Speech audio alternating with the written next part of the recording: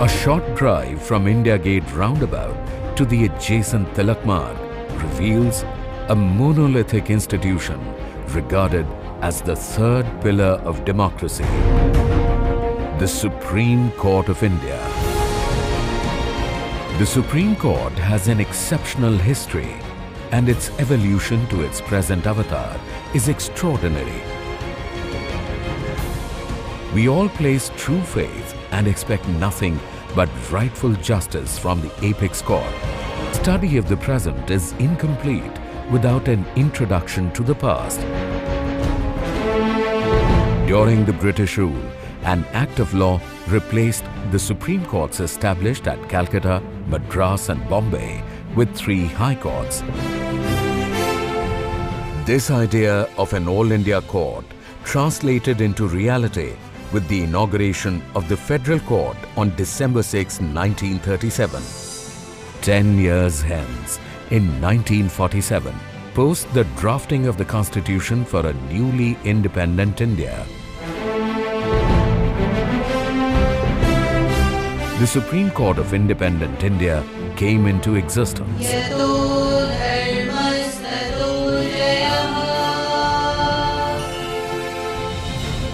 The inaugural ceremony of the Supreme Court of Independent India was held on 28th January 1950 at the Princess's Chamber facing the Central Hall of the Parliament House.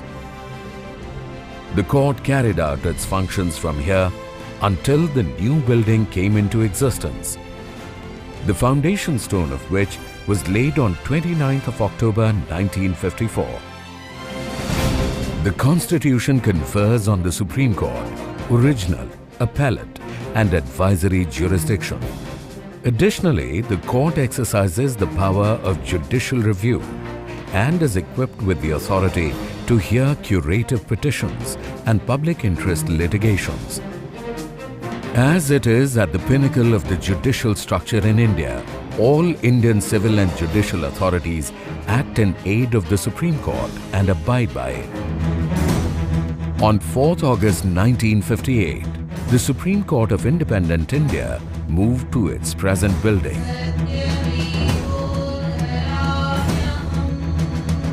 An architectural marvel, the building was designed in an Indo-British style in the shape of a balance with a pair of scales. One can't help but appreciate the well-planned compound of the Prime Court. Erected in the premises is a statue of the father of our nation. It welcomes visitors with optimism, reinstating their faith in equality and justice. Equally noteworthy is a 7-foot mother and child artifact. The masterpiece in bronze epitomizes Mother India sheltering a young republic personified by a child, upholding the law of the country, indicated by an open book. 2 pans of the beam balance serve as 2 wings, symbolic of 2 scales, join the central beam. We shall now advance further to learn about how this esteemed institution functions and how justice is served at the apical level.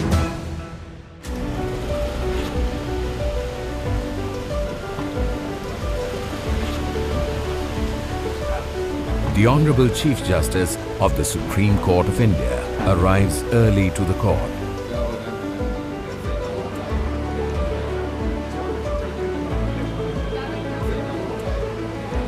The Honorable Chief Justice and other Honorable Judges convene a meeting in the Assembly Hall to deliberate over crucial matters that deserve immediate attention of the court.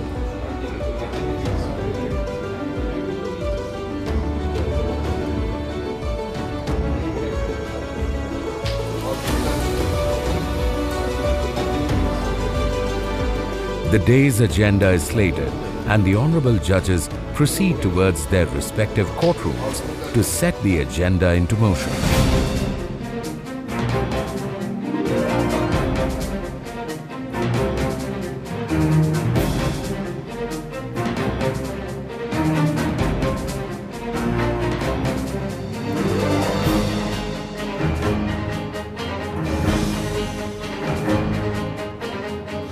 The Supreme Court is a shrine for intense discussions and debates on issues that concern a large number of people of the country.